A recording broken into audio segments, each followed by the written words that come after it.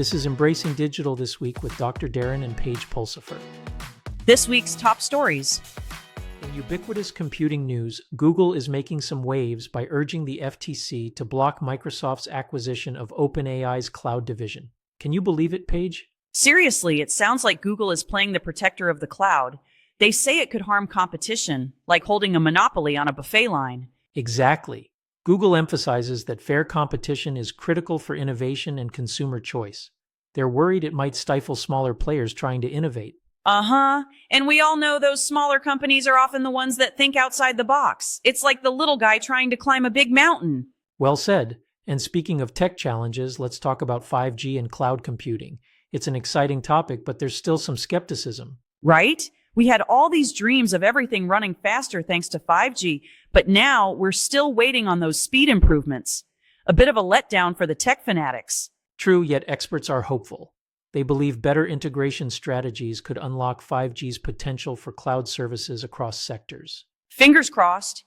It's like finding out that there really is a pot of gold at the end of that rainbow, but we just need to assemble the right strategy first. And in another breath of fresh air, a new study has popped up praising hybrid cloud strategies. Companies that mix public and private clouds are reporting better efficiency and reduced costs. That sounds like a smart move. Not too hot, not too cold, just right, kind of like Goldilocks. Absolutely, the flexibility and scalability are becoming essential in the competitive market. Everyone loves a good strategy to enhance resource utilization. Maybe we should consider a hybrid approach for juggling our 10 kids and 4 grandkids. There's got to be a cloud solution for that. Now that's a tech innovation I'd sign up for. A cloud-based system for managing family chaos would definitely make life easier. Big news from the cybersecurity sector. They're rolling out new cybersecurity standards to boost network security. Right? As if the hackers weren't sophisticated enough already. So what are these new standards aiming to do? Well, they're part of a larger initiative to protect critical infrastructure and customers' data, enhancing trust across telecoms. Trust? That's a big ask when my phone seems to go on a rebellious spree every month. What's the timeline for this? That's still up in the air, but stakeholders are being urged to gear up for compliance. Sounds like they need to start their cybersecurity workout ASAP. Absolutely. And speaking of taking action, did you hear about the U.S. Department of Justice cracking down on cybercrime? No, what happened? They seized the Rydox cybercriminal marketplace in coordination with authorities from Albania and Kosovo. Whoa, international teamwork. That's like the Avengers of law enforcement. What will this mean for cybercriminals? It's expected to disrupt a lot of online crime, potentially reducing the number of incidents. So basically, it's a don't mess with us message to cybercriminals? Exactly, and it highlights the growing global cooperation against cyber threats. Now that's what I call a worldwide web of safety. But speaking of threats, I heard about Microsoft's MFA vulnerability. Yes, it's called Authquake. Hackers could bypass multi-factor authentication. Can't we just have one thing that works? What are the risks here? Well, attackers could access accounts, leading to data breaches and financial losses. Yikes! Microsoft is asking users to adopt more protective measures too, right? That's correct. Cybersecurity experts are reminding everyone to stay informed and utilize layered defenses. Layered defenses? Sounds like something we're doing with our kids on game night. In a bold move, China is urging educational institutions to hop on the AI bandwagon. They want to add more tech-related curricula to prepare students for an AI-driven economy. Pretty smart, right?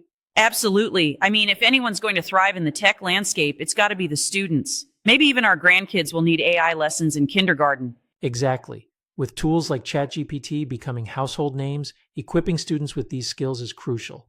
It's all about staying competitive in those advanced tech sectors. And speaking of competition, major oil companies are gearing up to partner with tech giants to meet the energy demands of AI data centers. Who would have thought oil and tech would join forces like that? Right? It's like watching a cop buddy movie unfold. These traditional energy firms are looking to provide sustainable solutions for AI's growing need for processing power. So they're basically the sidekicks in this high-tech adventure, making sure there's enough juice for all those AI servers. Perfect analogy. And it doesn't stop there. The Department of Defense is also diving deep into AI with their new Rapid Capability Cell. This initiative is all about enhancing AI use in military operations. Wow, that's intense. They're looking to develop advanced AI tools for military pilots, right? I can just picture the futuristic command centers. Exactly. The goal here is to speed up decision-making and boost operational efficiency. It's a game changer for modern military capabilities. And it opens up so many possibilities for tech in national defense. Who knew AI could be this versatile? Like they say, the future is now, and it's looking pretty bright when technology and innovation come together. In Embracing Digital Transformation this week, we're diving into the fascinating world of artificial intelligence. You know, the kind that makes you want to binge-watch tech documentaries all weekend. Or the kind that makes me want to rethink all my life choices when my Roomba starts plotting against me. Seriously, are we friends or is it just the dust? Exactly. The rapid evolution of AI is stirring both excitement and a touch of anxiety across businesses. It's like a roller coaster without the safety bar.